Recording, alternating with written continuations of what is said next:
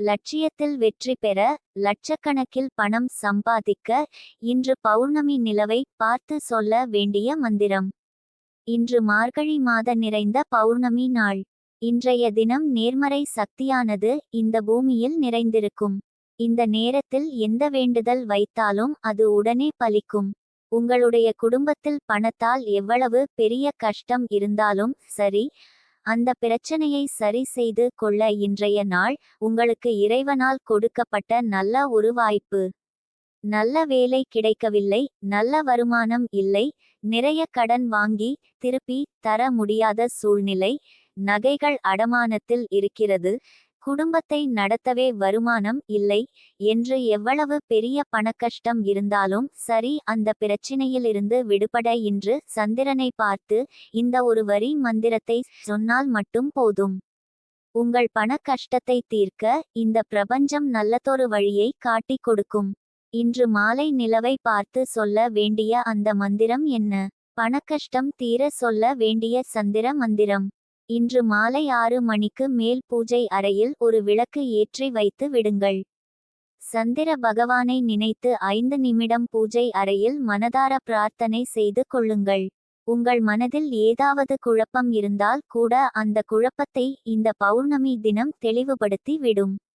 ஏனென்றால் மனோகாரகன் சந்திரபகவான். தெளிவாக சிந்தித்து தெளிவான முடிவு எடுக்க வேண்டும் என்றால் நம்முடைய மனது முதலில் தெளிவாக வேண்டும். உங்களுடைய வீட்டில் இருந்து சந்திர பகவான் உதயம் ஆவதை பார்க்க முடியும். சந்திர நிலவு ஒளி படுமிடத்தில் அமர முடியும் என்றால் மொட்டை மாடி, பால்கனி போன்ற இடத்தில் அமர்ந்து சந்திர பகவானே பார்த்து 2 கைகளையும் ஏந்தி பின் சொல்லக்கூடிய மந்திரத்தை 108 முறை சொல்ல வேண்டும். இன்று சந்திர பகவானை பார்த்து சொல்ல வேண்டிய மந்திரம் இதோ உங்களுக்காக. மந்திரம்: ஹரி ஓம் ஸ்ரீயும் ஐயும் கிளியும் சவ்வும் சந்திர லக்ஷ்மியே நமஹ.